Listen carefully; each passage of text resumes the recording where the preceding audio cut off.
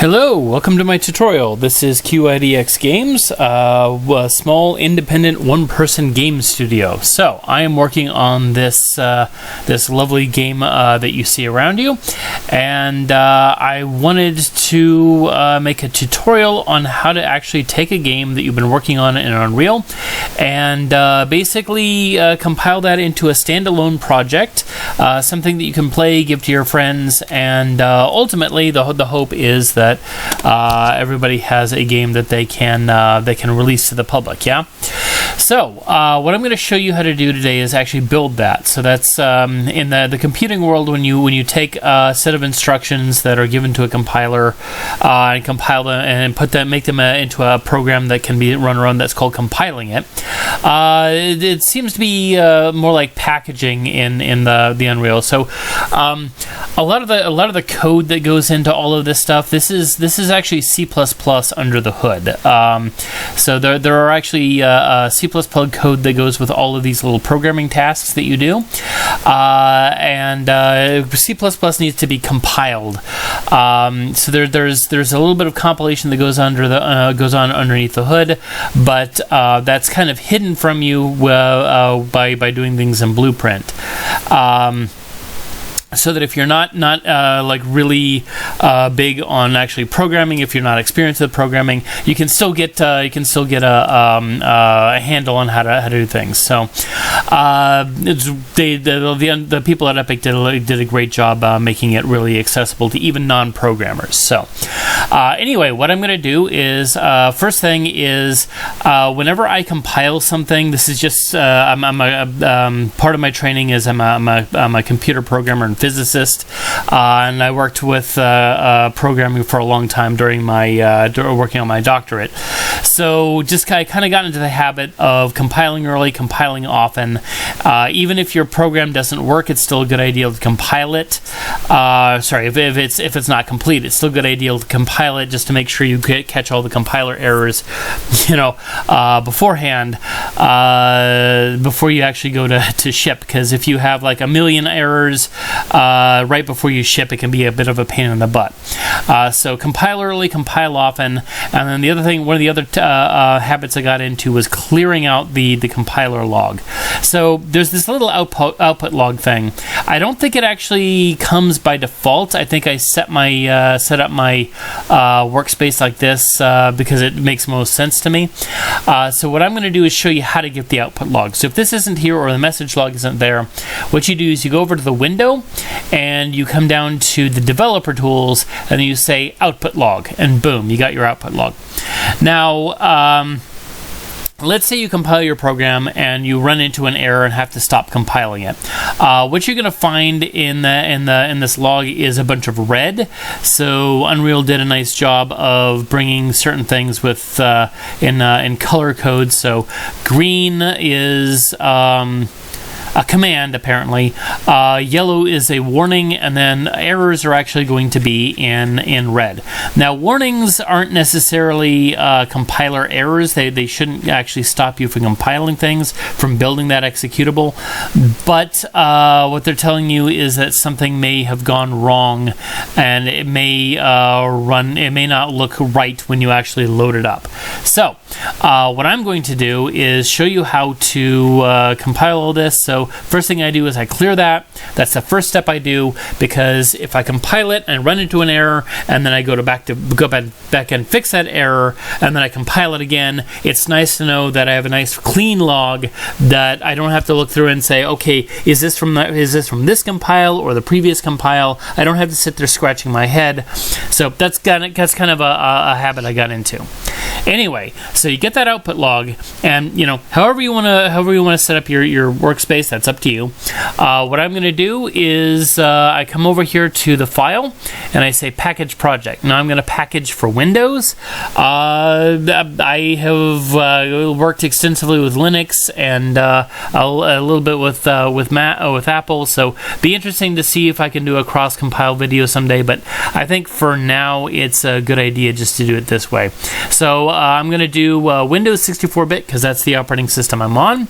I click that, it's going to come up and it's going to ask me where I want to compile this. Now, I actually produced this video a while ago and something bad happened to it. Basically, my Drobo lost connection due to a cable being loose. So what I'm going to do is I'm actually going to come into this folder, which I had prepared specifically for this video, and then I'm going to click select folder,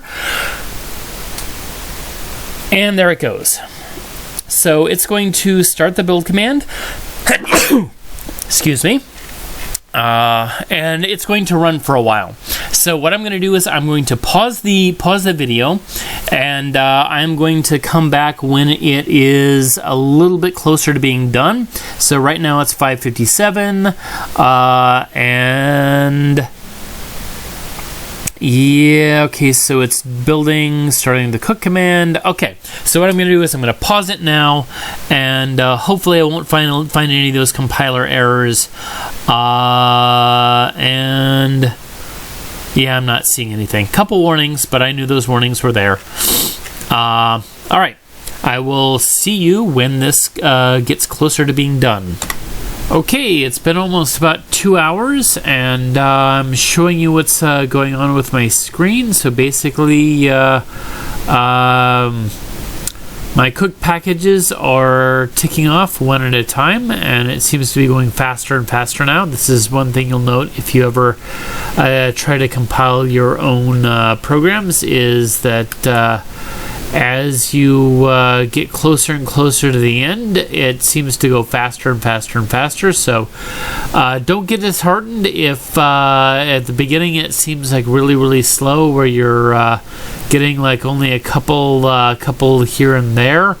By the time you get to the very end, you bring this down here, it's going to go faster and faster and faster, and basically it's just, no, I don't know what's going on behind the scenes, so I don't want to comment about how fast things are going. But I'm going to pause it again, and I'm going to come back when I have more done. But this is going proceeding apace pretty quickly, so I'll be back. Okay, just coming back. It's only been about a minute since the last time I queued in. Basically, the whole thing is, I mean, part of it is the fact that I had 10,000 things to go before, and then I had a couple thousand, and then I had only a couple hundred, and then I had only couple hundred, and then I had only tens, and so there's a bit of a speed up there just because of that, but I don't know. I don't know if this is correct or not, but it just seems to me that as this thing progresses, it goes faster and faster and faster. So if it seems slower at the very beginning, don't be concerned with that. I don't know if there's an actual thing where it's like memory is freeing up, and so that it goes faster and faster as time goes on, or if this is just like, you know, a human part of the human experience that like as you watch a clock, as you watch a pot boil, it goes faster and faster. But you know, the whole idea of a watch pot never boils. But essentially, as things get closer and closer to the end, things just seem to go faster and faster. Somebody at Unreal can weigh in on that, or the Epic Games can can basically weigh in on that. I don't know entirely what's going on behind there, but you know, that's for another discussion. Now, right here, when it says waiting for child processes to complete, I've noticed this part takes quite some time. Yeah, I don't know how long this is going to take. I mean, I have an idea on the basis of the last time I tried to make this video, and things went bad because essentially my Drobo lost connection. This time through, I'm actually building it on something on the computer itself, at like one of the RAID connections itself. So I've never seen that one go bad. one of the RAID drives itself. So we'll see what happens here. But when I see this no child waiting for child process to complete, it usually takes like a half an hour, maybe an hour, something like that. I'm gonna pause the video again, come back to this when it gets closer to completion, and yeah, I'll be back then. You won't notice any difference because I'm just going to click pause and then I'm going to unpause it. So, yeah. Okay, so it looks like my compilation has more or less completed. It is in the final stages, so you can see when, what time basically this completed and what day, because I hovered over this. Looks like it took a couple of hours to go through all of these child processes to complete. I'm not really sure what child process it is because it hasn't told me. It looks like it has started to package and complete that, so it's trying to archive. I'm not really sure what I can't remember last time I built this, what the last stage was. So I'm probably going to put this on pause again, but it looks like it has gone through its entire thing and is starting to actually build a game ready to play. So I am going to pause this once more and wait for it to do its thing. Okay, so looks like this has completed with success. So that means it has actually successfully built a game that you can play in a standalone fashion. So that is the conclusion of this video. I am going to post another video a little bit later, probably tomorrow, late, because while creating this, I ran into a slight problem with, this is apparently a known problem, but I haven't seen a lot of information on how to deal with this. There have been a couple of YouTube videos, there have been a couple of posts on like, on random blogs, but I just want to kind of get out my message about how to fix this and do a little video about how to fix these things.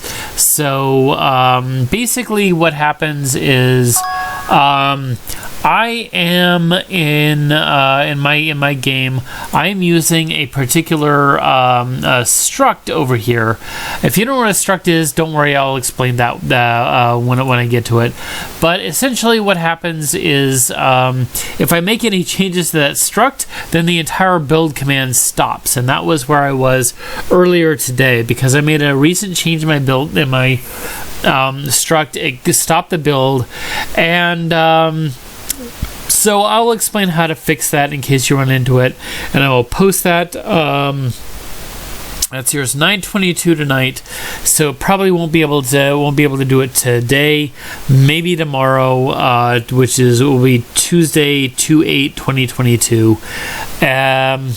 For any of you watching this much later, like a year or 2 or 3 or 10 years later. All right, have a good one, and I will talk to you later.